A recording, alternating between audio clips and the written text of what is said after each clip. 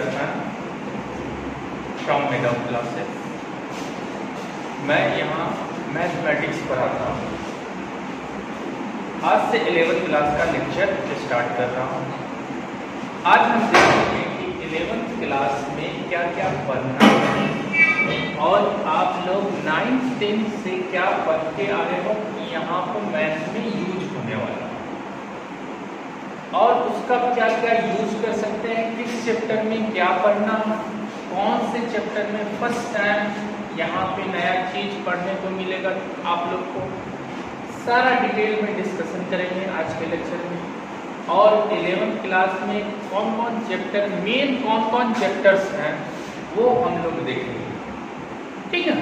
तो आज सबसे पहले देखते हैं, सबसे पहले यहाँ पे फर्स्ट चैप्टर पे नहीं जाएंगे, सबसे पहले हम लोग बेसिक पढ़ेंगे, जो कुछ बेसिक रिलेटेड होंगे आपके 9th 10th से, जो 9th में जो मुझे जरूरी है यहाँ पर मैथ में वो यहाँ पे इम्प्लीमेंट मैं आपको बता दूंगा, ठीक। और कम से कम इतना रिक्वायरमेंट आपसे इतना चाहता हूँ कि आप लोग एडिशन, सब्ट्रैक्शन, मल्टीप्लिकेशन और इक्वेशन सॉल्व करना जाने।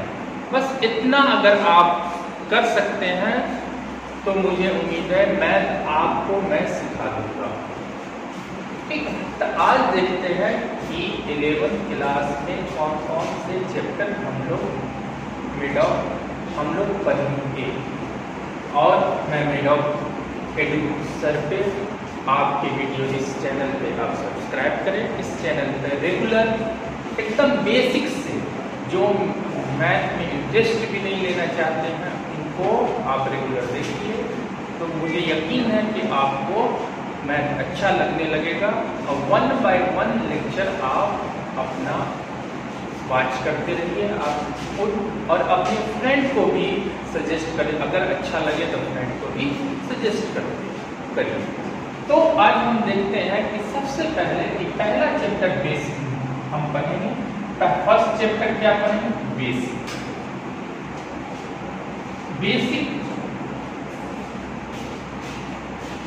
बेसिक में इनइक्वालिटीज,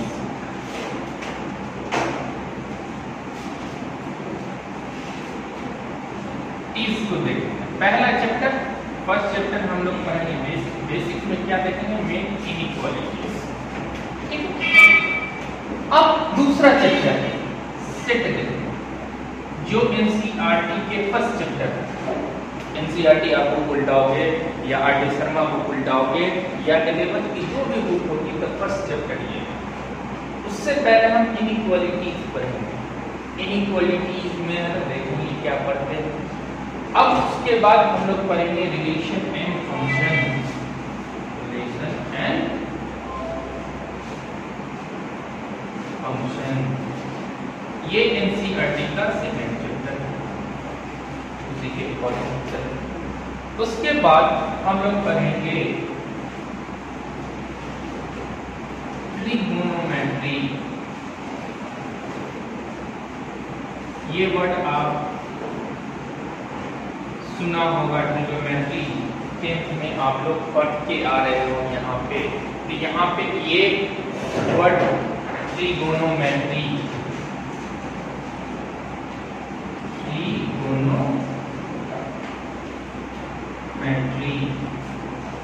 ये वर्ड आप सुने हुए हैं।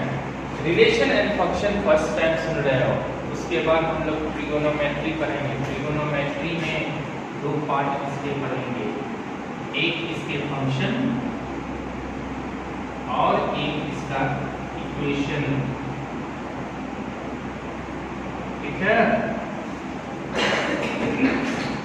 उसके बाद हम लोग पढ़ेंगे क्या?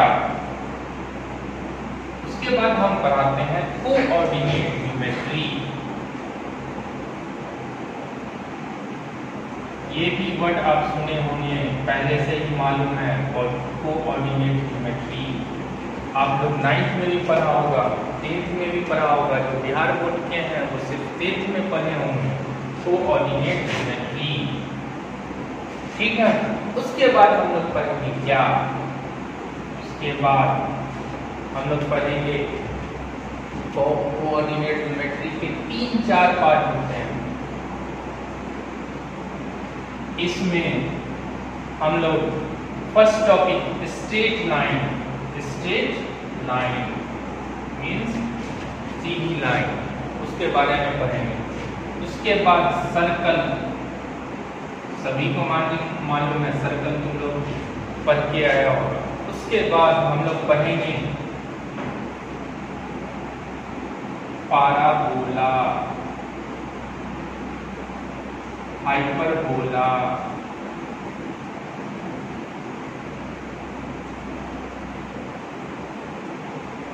और इसी में इलिप्स।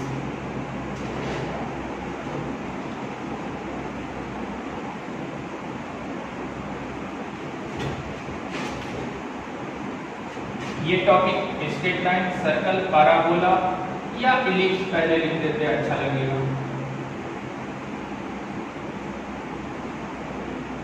एंड हाइपरबोला, ये टॉपिक हम पढ़ेंगे कोऑर्डिनेट ज्योमेट्री में। उसके बाद कोऑर्डिनेट ज्योमेट्री के बाद हम लोग अलजेब्रा में इन करेंगे, उसके कुछ टॉपिक पढ़ेंगे जैसे सीक्वेंस एंड सीरीज, जो आप एपी के नाम से पढ़े होंगे। एपी, उसी में से एपी का सीक्वेंस, एपी आपने वहां 10th में पढ़ के आए हैं, तो सीक्वेंस वहीं के उसी के मेंबर है। इसमें एपी, जीपी, एचपी हम लोग पढ़ेंगे और उससे का सीक्वेंस का सम जो निकालेंगे वो सीरीज का लाता है। तो यहाँ पे हम लोग पढ़ेंगे, अब यहाँ पे डिस्कस करेंगे सीक्वेंस सीरीज के बाद बाइनोमियल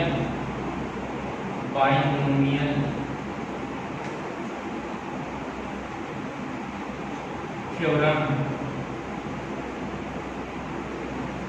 बाइनोमियल थ्योरम पढ़ेंगे। उसके बाद हम क्या पढ़ेंगे, परम्यूटेशन कॉम्बिनेशन,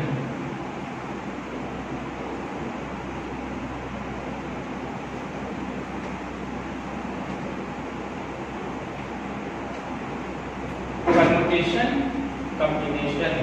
उसके बाद हम लोग क्या करेंगे, पढ़ेंगे परम्यूटेशन कॉम्बिनेशन हो गया, बाइनोमियल हो गया। उसके बाद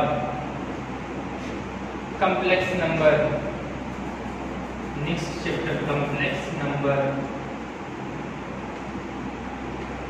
फिर मैथमेटिकल रीजनिंग,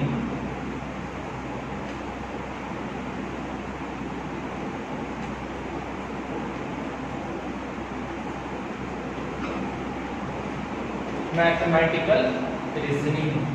11 में जो हम लोग मेन चैप्टर है, जो एक छोटा जैसे 3D है, इंट्रोडक्शन 11th में भी पढ़ना, 12 में भी मुझे पढ़ना। तो 11th में तो वो इंट्रोडक्शन एक एक्सरसाइज रहती है, 12 में बहुत ज़्यादा पढ़ना, तो 12 में साथ में पढ़ लेते हैं। कुछ टॉपिक प्रोबेबिलिटी है, स्टैटिक्स है, तो वो हमारे पास इतना टाइम नहीं रहता, तो इसको हम 12 में भी डिस्कस कर सकते हैं। अगर टाइम मिलेगा तो ये लेक्चर आपको साथ में ही 11 में भी चला जाएगा। तो मेनली हम लोग फोकस करेंगे इस पर। पहला चैप्टर सबसे पहले हम लोग मैथ का बेसिक देखेंगे। बेसिक में डिस्कस करेंगे इनइक्वालिटीज। इक्वल मीन्स दोनों इक्वल हो, मीन्स दोनों साइड इक्वल, दो स्टेटमेंट के बीच में, स्टेटमेंट समझते हो, जैसे कोई जैसे x plus y plus z equal to 3x plus 4, तो ये एक स्टेटमेंट है, उसके बीच में क्या है, इक्वल का साइन है। अब यहाँ पे इक्वल हटा के कोई दूसरा साइन लगा देते हैं, मीन्स तुम लोग देखा होगा sign greater than, less than, not equal to, ये सब जो साइन लगाएंगे तो ये इनइक्वालिटीज कहलाता है। ये अगर ये टॉपिक अच्छे से समझ लेते हैं तो मैथ पूरा का पूरा मैथ आसान है। इनइक्वालिटीज का यूज आपको सेट में भी होगा, सेट से रिलेशन एंड फंक्शन में भी होगा। अब देखिए फंक्शन वर्ड लगा हुआ है, ट्रिगोनोमेट्रिक फंक्शन भी पढ़ते हैं भी यूज होगा और इनइक्वालिटीज का यूज तो इक्वेशन में होगा ही होगा। जब ट्रिगोनोमेट्रिक पढ़ेंगे तो उसमें ट्रिगोनोमेट्रिक इनइक्वालिटीज भी पढ़ते हैं। इक्वेशन कोऑर्डिनेट ज्योमेट्री में भी अच्छे क्वेश्चन में जहाँ पे बनता रहता है, जो अलजेब्रा का यूज जहाँ पे होता है वहाँ पे स्ट्रेट लाइन हो सकता है, स्ट्रेट लाइन में पढ़ना पड़े, सर्कल में पढ़ना पड़े, पैराबोला में, इलिप्स में, किसी सीक्वेंस एंड सीरीज में तो होता ही। अच्छा क्वेश्चन अगर जी में नॉर्मल आप बोर्ड लेवल का अगर पढ़ोगे तो इनइक्वालिटीज आपको परेशान नहीं करेगा। अगर मेन एडवांस लेवल का पढ़ोगे तो इनइक्वालिटीज आपको ईच एंड एवरी चैप्टर में आपको परेशान करेगा। कुछ चैप्टर कुछ टीचर क्या करते हैं, पहले ट्रिगोनोमेट्री से स्टार्ट करते हैं, फंक्शन पर ट्रिगोनोमेट्रिक फंक्शन पढ़ाना चालू करते हैं। जहाँ फंक्शन पढ़ाते हैं बच्चों को फंक्शन मालूम नहीं रहता, उसको यहाँ प्रॉब्लम मैनेज कर लेते हैं, वो लोग अपना मैनेज कर लेते हैं। मेरा अपना तरीका है कि हम आपको एकदम बेसिक से ले लें, जिससे आपको ईच एंड एवरी चैप्टर में ये नहीं बोलना पड़े कि बेटा हम इसको फिर से किसी और चैप्टर में इसको ज़्यादा अच्छे से डिस्कस करें। जब हम बेसिक से उठाते हैं तो जहाँ सभी का यूज रहता है ये यूज होता हुआ आराम से चला जाता है। अब यहाँ पे रिलेशन सेट एक नया चीज आप लोग के लिए, आसान चैप्टर है मगर नया, इसमें कोई परेशानी नहीं होती है, बहुत आसान है, घूमते फिरते ही सॉल्व हो जाता है ये चैप्टर। रिलेशन एंड फंक्शन ये 11th में भी पढ़ना, 12th में भी पढ़ना। कुछ टीचर क्या करते हैं 11th में नहीं पढ़ाते हैं, 12th में पढ़ाते हैं, मगर मैं यहाँ पे आपको रिलेशन एंड फंक्शन 11th में भी पढ़ाऊंगा 11th वाला, 12th में पढ़ाऊंगा 12th। ट्रिगोनोमेट्री वीडियो उसी तरीके से जाएगी। ट्रिगोनोमेट्री फंक्शन अगर पढ़ेंगे तो फंक्शन पढ़ें तो ट्रिगोनोमेट्री फंक्शन भी हम लोग पढ़ेंगे। इक्वेशन की बात है तो उसके ट्रिगोनोमेट्रिक इक्वेशन भी पढ़ेंगे। अब प्रॉपर्टीज ऑफ ये एक और टॉपिक होता है ट्रिगोनोमेट्री में, 2 टॉपिक होती हैं, तो वो हम लोग 12 में डिस्कस करेंगे। आपको कुछ बुक में मिल जाएगा तो परेशान नहीं होना। Coordinate geometry, straight line type, वो दोनों टॉपिक जो है आपको एक तो 12 की टॉपिक है, एक 11 में कुछ बुक में दिया रहता है, वो एडवांस की टॉपिक है, वो आपको बोर्ड के लिए नहीं सोचना।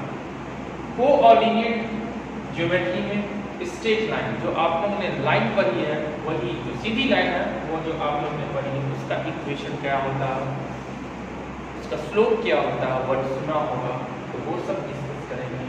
स्ट्रेट लाइन के बारे में डिटेल में डिस्कशन होगा। यहाँ पे सर्कल के आपने ड्रॉ किया है, यहाँ पे सर्कल का इक्वेशन पढ़ेंगे, इक्वेशन जो आप पढ़ेंगे और डिटेल में डिस्कशन करेंगे। पैराबोला, इलिप्स और हाइपरबोला एक टॉपिक है। कोनिक सेक्शन के का ये पार्ट है, ये चारों पार्ट आते हैं, मगर बुक में आपको पैराबोला, इलिप्स, हाइपरबोला एनसीईआरटी का एक चैप्टर दिया हुआ तो उसी में हम तो वहाँ डिस्कस करते हैं। एनसीईआरटी में बहुत छोटा दिया हुआ, मगर ये तीनों एक बहुत बड़ा चैप्टर है, एक डिटेल में डिस्कशन करेंगे हम लोग। सीक्वेंस एंड सीरीज जो आपने एपी पढ़ा था, जी नाम से एपी अर्थमेटिक प्रोग्रेशन 10th में पढ़ा, उसी का आगे चलेंगे, उसी को और एडवांस में पढ़ेंगे, और एडवांस में एपी भी पढ़ेंगे, जीपी भी पढ़ेंगे, एचपी भी पढ़ेंगे और सीरीज भी। बाइनोमियल थ्योरम जैसे a + b का होल स्क्वायर क्या होता है, तो अगर आपसे पूछ ले कोई a + b का पावर 10 क्या होगा, तो वो आप बाइनोमियल थ्योरम के थ्रू आप इजीली बता सकते हो। वो थ्योरम में यहाँ बाइनोमियल परम्यूटेशन एंड कॉम्बिनेशन की बात आएगी, तो परम्यूटेशन मीन्स होता है अरेंजमेंट, कॉम्बिनेशन का मतलब सिलेक्शन।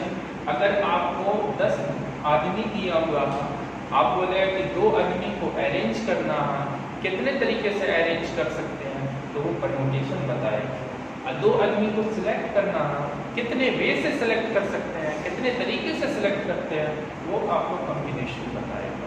और बहुत सारे कॉम्प्लेक्स नंबर है, कॉम्प्लेक्स नंबर जैसे इससे पहले हम लोग रियल नंबर पढ़े थे, उससे आगे बढ़ के कॉम्प्लेक्स नंबर पढ़ना। कॉम्प्लेक्स नंबर जो रियल और इमेजिनरी नंबर का कॉम्बिनेशन है, तो उसको डिटेल में जब हम लास्ट में ये यूज मेनली पढ़ते हैं कॉम्प्लेक्स नंबर, तो वहाँ पे हम लोग डिस्कशन करेंगे। मैथमेटिकल रीजनिंग, मैथमेटिकल रीजनिंग में मैथमेटिकल रीजनिंग ये टोटल आपको कंप्यूटर बेस्ड पेपर है। जब आप बीटेक करने जाओगे या कोई